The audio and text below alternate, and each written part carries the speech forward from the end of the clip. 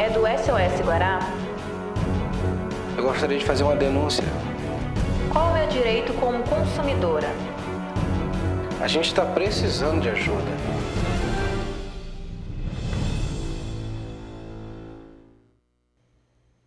Olá, está no ar o SOS Guará. O comércio é uma das atividades mais antigas da humanidade. A sociedade sempre buscou atender às suas necessidades de consumo, estabelecendo normas de conduta dentro da sua ética histórica. Em meados do século XIII a.C., na Índia, o Código de Manu já previa multas e punições para aqueles que adulterassem gêneros ou entregassem produtos de espécie inferior àqueles contratados. O Código de Hammurabi também obrigava o arquiteto e o construtor de barcos que refizessem seus trabalhos caso fosse encontrado algum defeito de construção. De lá para cá, muita coisa mudou. Depois da Segunda Guerra Mundial, o capitalismo industrial transformou definitivamente os modos de produção e expôs a vulnerabilidade do consumidor diante desse novo mercado econômico. Precisávamos regulamentar as relações de consumo, visando proteger o consumidor, exposto a uma oferta crescente de produtos e serviços e a uma publicidade agressiva e, muitas vezes, fraudulenta. Assim surgiu, em 1962, a Declaração dos Direitos Essenciais do Consumidor, feita pelo presidente Kennedy ao Congresso dos Estados Unidos, que trazia apenas 4 direitos básicos do consumidor. A Europa e o mundo inteiro seguiram esse exemplo. No Brasil, o Código de 119 artigos entrou em vigor em 1990 e consolidou as conquistas do consumidor no país. A cada ano aumenta o número de reclamações nos órgãos de defesa do consumidor, prova de uma maior consciência e busca de direitos por parte da população nas relações de consumo, uma conquista atribuída ao Código de Defesa do Consumidor, que, segundo pesquisa da Fundação Getúlio Vargas, é conhecido por 70% dos brasileiros. Conheço, algumas vezes já exigi meus direitos. O consumidor tem que estar plenamente consciente de seus direitos e saber fazer a reivindicação no momento certo. O Código de Defesa do Consumidor entrou em vigor em 1990 e é um grande marco na história da defesa do consumidor no Brasil. O Código é um conjunto de leis que prevê os direitos do consumidor e os deveres dos fornecedores de produtos e serviços no país. Ele também estabelece um padrão de comportamento com penalidades para quem não cumprir a lei. Qualquer cidadão que se sentir lesado pode reclamar. Isso vale para a compra de um produto, um serviço prestado e até para o atendimento recebido. Mas o consumidor tem que ter atenção para os prazos. 30 dias é o limite máximo para reclamar com o fornecedor de produtos não duráveis, como alimentos, por exemplo, e 90 dias para bens duráveis, como eletrodomésticos. Mas, apesar dos avanços do Código, de cada 10 brasileiros, 6 disseram não reclamar quando enfrentam problemas de consumo ou não ficam satisfeitos com o produto ou serviço adquirido. Ultimamente, não estou exigindo muito não, porque a gente briga e é difícil a gente conseguir. O brasileiro, na realidade, não é muito exigente, ele é muito relaxado. Então, dificilmente ele vai atrás dos direitos dele. Por isso que a gente vê pouca gente brigando na justiça pelos seus direitos, né? Até para pedir uma nota fiscal, ninguém gosta de pedir a nota fiscal. Na verdade, esse seria o certo, a gente reclamar, mas devido a gente ter uma vida tão agitada, sem tempo para muitas coisas, acaba caindo isso, passando despercebido. A gente não corre atrás desse direito que a gente tem. Entre os motivos apontados para não reclamar, 37% dos consumidores avaliam que não compensa a reclamação. Outros 31% dizem que demora muito e 8% sentem vergonha. O nível de consciência também está relacionado aos índices de renda e de escolaridade dos consumidores. 36% dos entrevistados de baixa renda disseram que nunca reclamaram. Entre as pessoas de maior poder aquisitivo, 17% nunca acionaram o código. Não, larguei de mão e deixei por isso mesmo. Ficou no prejuízo? Fiquei no prejuízo, justamente. Não. Por quê? Porque eu ainda não precisei, né? Nunca recorri a ele não, mas é importante recorrer sim. Eu acho que nós não usamos esse direito, mas tem que ser usado. Para conversar conosco aqui no estúdio sobre o comportamento do consumidor maranhense, nós convidamos o assessor da Promotoria do Consumidor, Lindon John Bezerra. Prazer tê-lo aqui no programa de estreia, estreando com o pé direito. Um abraço especial para a nossa promotora Lídia Cavalcante, que não pôde estar presente hoje, mas com certeza semana que vem estará aqui conosco. Queria que você falasse o que mudou do comportamento do consumidor maranhense, né, depois do Código do Consumidor, nos últimos anos. Com relação ao consumo, os consumidores passaram a ser mais exigentes, mas eles passaram a ser mais exigentes no momento em que eles passaram a conhecer seus direitos. Então, o consumidor maranhense, ele se tornou um consumidor mais exigente, ou seja, e que vai atrás de seus direitos. Ainda com a ressalva de que muitas pessoas não buscam seus direitos, como passou na reportagem, né? Por quê? Porque nem todas as pessoas que têm conhecimento, às vezes por conta do tempo, outras demandas, elas vão atrás de seus direitos. Então, o conhecimento não necessariamente indica que as pessoas vão atrás, mas que as pessoas passaram a ter mais conhecimentos, isso sim elas passaram a ter. E elas reclamam mais de quê aqui no Maranhão? Bem, uma das maiores reclamações são com relação à telefonia, sobretudo a telefonia móvel, que é a telefonia celular, né? Então, essas questões o péssimo fornecimento de serviço, dos serviços de telefonia móvel, no caso, os planos de saúde, as operadoras de plano de saúde que outro dia até teve a questão da greve daqueles médicos que trabalham com essas operadoras de planos de saúde.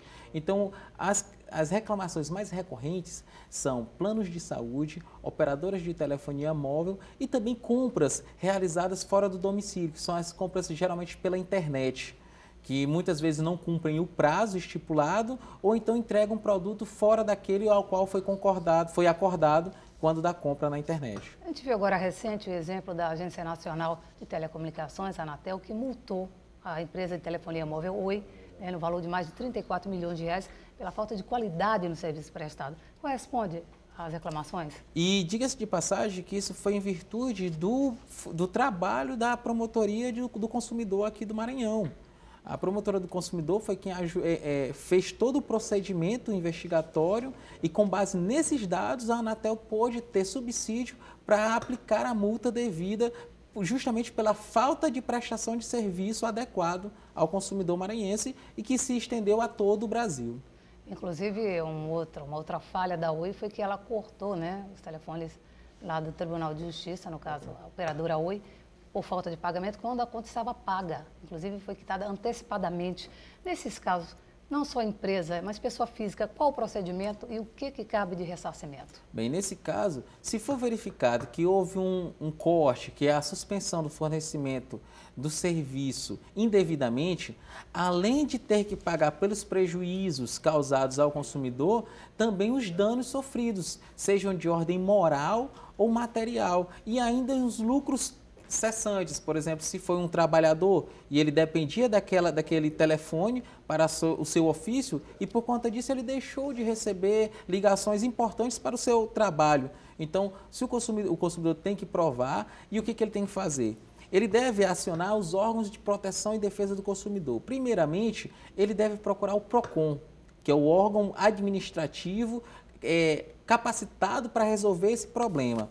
E se ele não conseguir resolver junto ao PROCON, em um motivo ele deverá procurar o judiciário, através dos juizados especiais, quando as demandas forem inferior a 40 salários mínimos. E deixar claro também que toda cobrança indevida feita ao consumidor, ele tem direito a receber em dobro, né? Em dobro. Se ele foi cobrado indevidamente e acabou pagando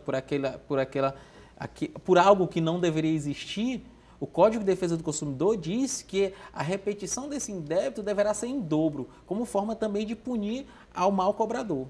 Queria aproveitar a sua presença aqui. A gente teve a reclamação de um dos nossos telespectadores, que o pessoal já está ligando, participando através do 3194-1965 ou mandando e-mail sosguará@tvguará.com, e uma pessoa contando que é usuária do plano de saúde Unimed, que tentou agendar uma consulta essa semana e os médicos cooperados dão sempre a mesma desculpa. Não, a gente não está mais agendando Unimed porque a cota para este mês já chegou ao final.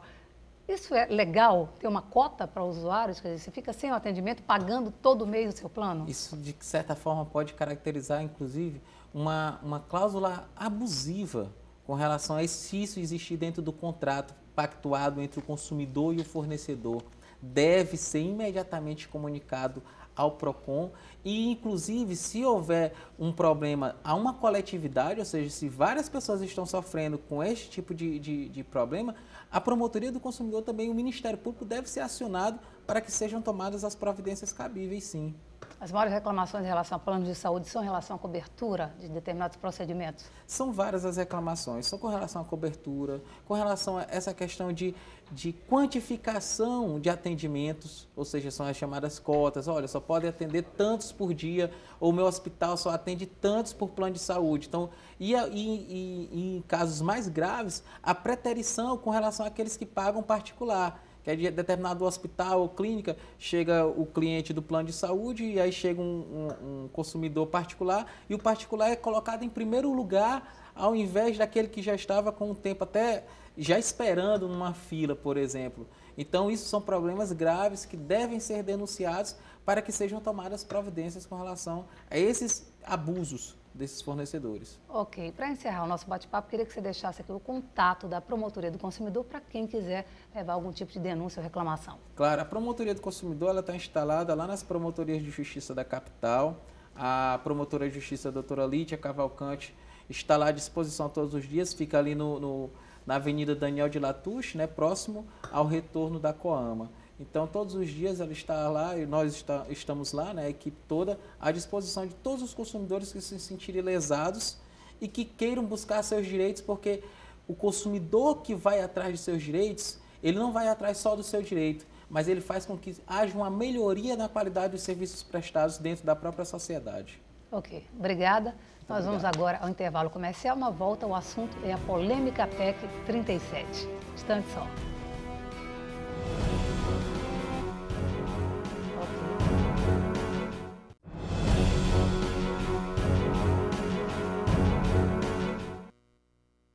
Estamos de volta. Hoje de manhã, o Ministério Público do Estado do Maranhão realizou um evento para tratar da campanha Brasil contra a Impunidade. A campanha visa discutir a proposta constitucional número 37, PEC 37, de autoria do deputado federal Lurival Mendes, do PT do B, que quer impedir o Ministério Público de atuar como um investigador criminal, atividade que ficaria, a partir de então, restrita às polícias civil e federal. Não só o Ministério Público, mas outros órgãos, como Receita Federal, Tribunal de Contas e IBAMA, por exemplo. Para conversar conosco sobre a PEC 37, nós recebemos no SOS Guará o promotor da Infância e Juventude, Márcio Tadeu Silva Marques. Prazer tê-lo aqui, seja bem-vindo. Pela oportunidade. Vamos conversar sobre a PEC. Eu queria saber quem teme os promotores e procuradores. A quem interessa impedir o Ministério Público de investigar criminalmente? Aos criminosos, aqueles que defendem a impunidade. E isso porque o maior alimento do crime, a maior vitamina do crime é justamente a impunidade, a falta da resposta que a sociedade exige pela prática dos ilícitos. A questão não é uma disputa corporativa entre polícias e Ministério Público. A questão é que a democracia, o espírito republicano, ele implica na necessidade da transparência, da efetividade. E o poder público, ele tem o dever de prestar a segurança, de garantir a aplicação da justiça. E se nós temos crimes, o que é mais interessante para a sociedade? Ter mais entes habilitados, legitimados para fazer investigações de forma independente ou exigir que apenas um deles, que poderia ser a polícia, o Ministério Público, o COAF, a Receita Federal, qualquer outro. Né? A questão não é ser a investigação pela polícia, a questão é da exclusividade da investigação. Ao Justice, um membro da Suprema Corte americana, o ministro John Black, ele sempre diz que o maior detergente é a luz do sol. Ou seja, o combate à impunidade, o combate à criminalidade, ele tem que se basear justamente nessa possibilidade de que a sociedade tenha confiança de que os delitos serão investigados independentemente de quem faça essa investigação, dentro dos preceitos democráticos e republicanos. O investigado, sabendo da forma de investigação, mas havendo essa possibilidade de pluralidade para que cada um, dentro da sua especialidade, possa dar essa resposta. Essa PEC 37, ela foi votada na Câmara Federal e aprovada em primeiro turno, mas ainda tem uma tramitação dentro do Congresso Nacional. Eu queria que você explicasse esses trâmites legais, o que a gente pode fazer ainda para impedir essa aprovação. A sociedade brasileira ela vem cada vez mais dizendo quanto ela é zelosa dos seus ideais republicanos, né? Isso a gente vê pela resposta social ao julgamento do mensalão, a gente vê na questão da aprovação da lei da ficha limpa, entre outros grandes momentos da nossa cidadania, desde o impeachment do presidente Collor, por exemplo.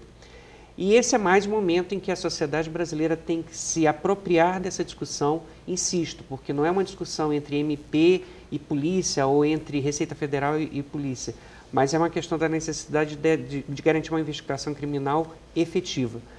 Essa PEC ela tem que ser votada com voto qualificado 2 vezes em cada uma das casas, Câmara e Senado, e se houver aprovação, ela passa a ter valor constitucional.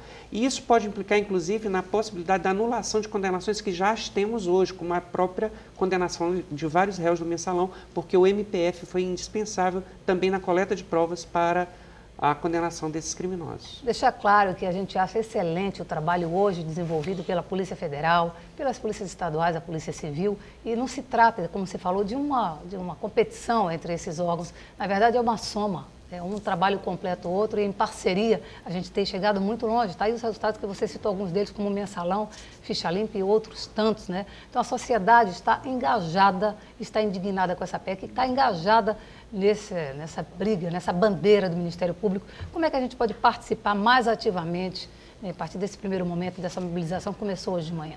Nós estamos justamente no momento de divulgação da ideia para que o povo brasileiro possa se posicionar de forma altiva, de forma soberana com relação a isso. Os deputados e senadores, eles são representantes dessa sociedade.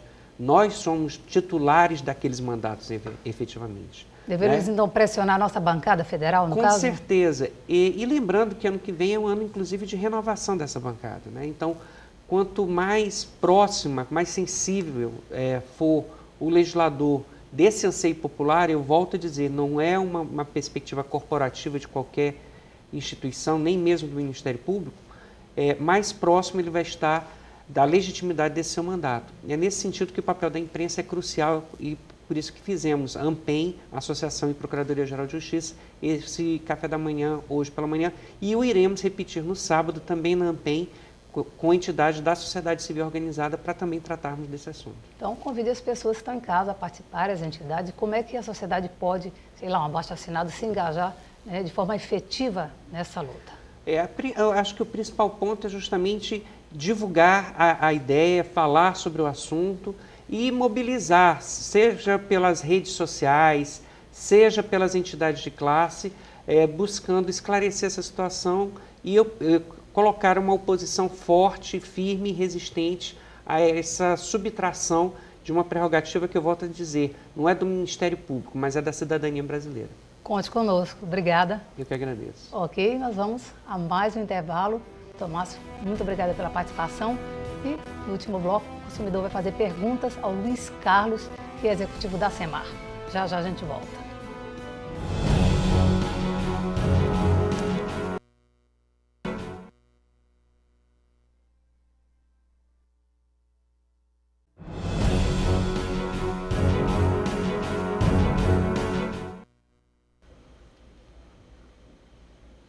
Segundo dados da ANEEL, Agência Nacional de Energia Elétrica, o Maranhão, apesar de ser o estado mais pobre da federação, tem a segunda tarifa mais cara de energia elétrica do Brasil.